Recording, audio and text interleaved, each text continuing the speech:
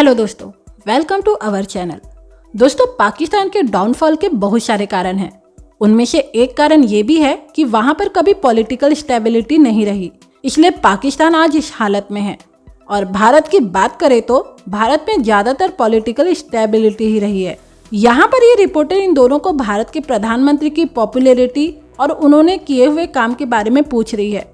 तो इस बात पर इन अंकल आंटी क्या जवाब देते हैं, आप ही सुनिए।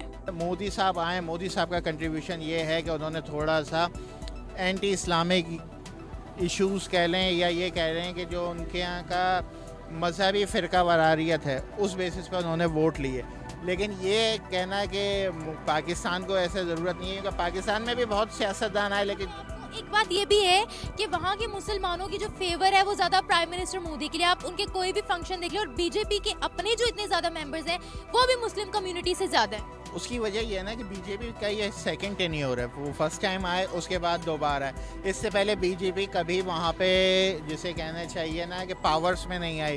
कांग्रेस रहती थी, दूसरी अपोजिशन पार्टीज रहती थी। तो जैसे एक मिसाल है, हमारे यहाँ तब्दीली का नारा लगा, लोगों ने प्रेफर किया, लेकिन वो तब्दीली उन्हें नज़र नहीं आई। तो यही हाल आखिर में इंडिया वालों का भी होगा कि उन्होंने मोदी साहब पे नज़रें डालेंगे। अब बीजेपी है, शायद ये कुछ फेवर कर दें, लेकिन 9 साल में भारत कहाँ से कहाँ पहुँचा देख लें आप। देखें भारत को तो जो चला, लेकिन जो मेरी पहली बात थी ना कि जो सिस्टम स्ट्रॉन्ग जितना आप रखेंगे, क्योंकि पॉलिटिकल सिस्टम आपका स्ट्रॉन्ग होगा। आपकी नज़र में मोदी कौन है?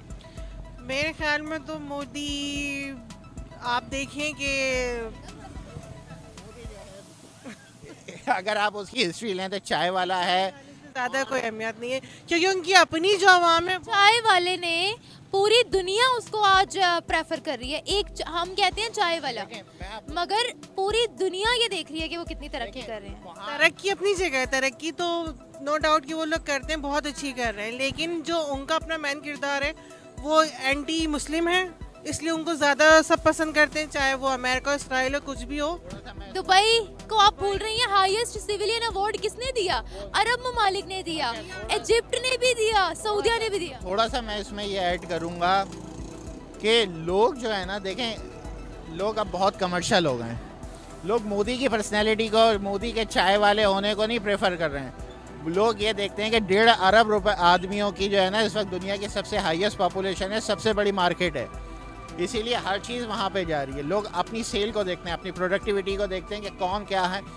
हमारा मेन हाईएस्ट कौम हम हुए, इंडिया हुए, बंगाली हुए। बेसिकली ये भी देखा जाता है कि उस मुल्क के अंदर टेररिज्म कितनी है कितनी नहीं। अगर वहाँ पर मुसलमानों के साथ टेररिज्म होगी, वहाँ पर जो है कत्लो गारत होगी, तो कौन इन्वेस्टर सिक्योर फील करेगा?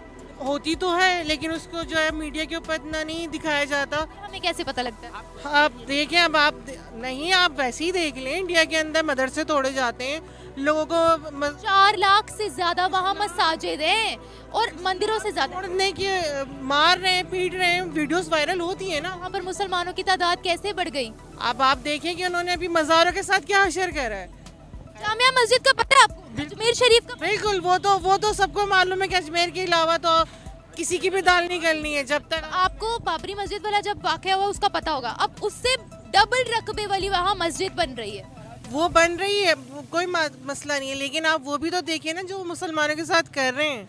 एपीजे अब्दुल कलाम का नाम सुने आप दोनों ने? बिल्कुल, अब्दुल कलाम कैसे प्रेसिडेंट बन गए थे फिर? देखें अब्दुल कलाम का जो कंट्रीब्यूशन था ना, अब्दुल कलाम एक बहुत बड़े साइंटिस्ट थे। हमारे यहाँ भी तो ये बात हुई थी ना कि उन्होंने इंडिया को मिसाइल टेक्नोलॉजी दी, इंडिया को जो चांद के उनका लूनर प्रोग्राम है उसके ऊपर डाला। तो हमारे यहाँ भी कहा गया कि डॉक्टर कदीर खान को क्यों ना प्रेसिडेंट बनाया जाए। डॉक्टर कदीर खान, मैं तो मुसलमान, अब्दुल कदीर खान मुसलमान थे, मैं आपको वहाँ उनका मुसलमान एपीजे अब्दुल कलाम। लेकिन एक बात है ना मैम, अब्दुल कलाम को सदर बनाया गया, अब्दुल कलाम को प्रेसिडेंट नहीं बनाया गया। जितने पावर्स प्राइम मिनिस्टर के पास होते हैं ना, वो चाहे पाकिस्तान हो, उतने पावर प्रेसिडेंट के पास नहीं है, सिवाय एक असेंबली डिसॉल्व करने के। अभी आप मिसाल देख लें, 3% रिजर्वेशन बिल अभी रिसेंटली पास किया गया वहाँ औरतों के लिए, चाहे वो कोई मुस्लिम औरत हो, चाहे वो कोई हिंदू औरत हो। तो पाकिस्तान में कोई आपको ये बात कहता है कि हम यहाँ नाखुश हैं? ऑन रिकॉर्ड कोई बात कहेगा आपको? कोई हिंदू, इवन हिंदू, भाई हिंदू यहाँ पे ज़्यादा से ज़्यादा यही कहेगा ना कि मेरे साथ, एक मिसाल दूँ, क्रिकेटर था दिनेश कनेरिया, अब 15 साल बाद उनको याद आ रहा है कि उनके साथ बुरा सलूक हुआ। 15 साल तक आप सोए पड़े हुए थे। 15 साल जब तक अब उनसे ये हकीकत पूछी जाए ना कि वो तो इंग्लैंड में मैच फिक्सिंग में पकड़े गए, तो अब इसका ये मतलब थोड़ी है कि इसकी वजह से मुल्क बदनाम हो जाएगा। पाकिस्तान ने थोड़ी बुरा किया, आपकी अपनी हरकत ही थी जो आप पकड़े गए, तो आपने उसको मैं बताती हूँ, मैंने उन पे प्रोग्राम भी किया कि उनका ये बोलना था, माइनॉरिटीज पर उनकी बात थी बेसिकली कि माइनॉरिटीज को यहाँ राइट्स नहीं मिलते। बेसिकली उनका ये कहना था, जो इंग्लैंड में उन पर मैच फिक्सिंग का केस था, जिसके बाद इंग्लैंड क्रिकेट बोर्ड ने उन पर बैन लगा दिया था, वो उसका हमें नहीं कह रहे, वो माइनॉरिटीज पर बात करें। आप अभी के देख लें, अभी जो मैच हो रहा है, तो अभी इंडिया ने क्या करा, 1 लाख आपकी जो कितने किसी को भी नहीं जाना चाहिए था। फिर सीधी सी बात है, मैं तो कहूंगी हमें नहीं जाना चाहिए था। अगर हम कहते हैं ना हमें वीजास नहीं मिले, तो क्रिकेट टीम खुद आईसीसी को लेटर लिखकर क्यों गई? वजह है ना, वजह ये ना, मैं एक बात बताऊं ना मैम, मसला ये है कि आपको डॉलर में पेमेंट हो रही है। वर्ल्ड कप में अगर आप नहीं जाएंगे, आज बाबर आजम 5 चीज़ों के कमर्शियल में काम कर रहे हैं, ठीक है ना, वो 5 चीज़ों के जो कमर्शियल में काम कर रहे हैं, इंडिया का बाइकाट वर्ल्ड कप का कर दें, क्या बाबर आजम को वो 5 कमर्शियल मिलते? और 5 कमर्शियल का मतलब है कि आराम से आप रख लें 4-5 करोड़ रुपए। अब बोले, यही बोलेंगे, 4-5 करोड़ है ना। फायदा सोच के गए हैं ना। नहीं, सब अपना फायदा देखते हैं।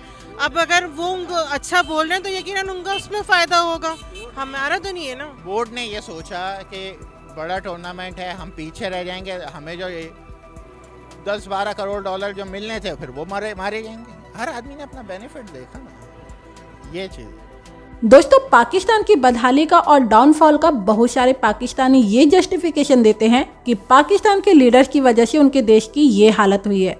लेकिन अगर बात इंडिया के प्रोग्रेस की, डेवलपमेंट की और बढ़ते इम्पोर्टेंस की जाए, तो ये लोग इंडिया के लीडर्स और उनकी पॉलिसीज को क्रेडिट नहीं देते हैं और इंडिया के बढ़ते इम्पोर्टेंस का कारण ये बताते हैं कि इंडिया की आबादी बहुत ज़्यादा है और इंडिया एक बहुत बड़ा मार्केट है, इसलिए दुनिया के बाकी देश इंडिया को इम्पोर्टेंस देते हैं। पाकिस्तानी यहाँ पर ये लॉजिक लगाते हैं कि जितनी ज़्यादा आबादी हो वो नेशन उतना ही प्रोग्रेस करता है।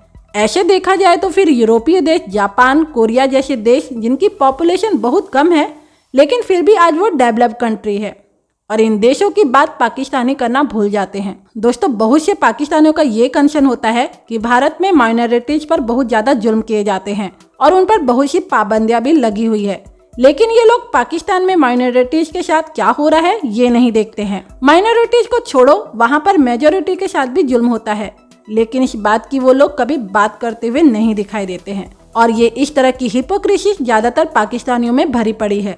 हर चीज को रिलीजियस एंगल से देखना और प्रोपोगेंडा बनाना ये पाकिस्तानियों में बहुत आम बात है, चाहे वो मेल शो या फिर फीमेल शो। हर कोई अपने अपने लेवल पर प्रोपोगेंडा करने की हर मुमकिन कोशिश करते हुए दिखाई देता है। तो दोस्तों, ये था आज का वीडियो। इस पर आपकी क्या राय है, आप हमें कमेंट कीजिए। इस वीडियो को लाइक और चैनल को सब्सक्राइब जरूर कीजिए।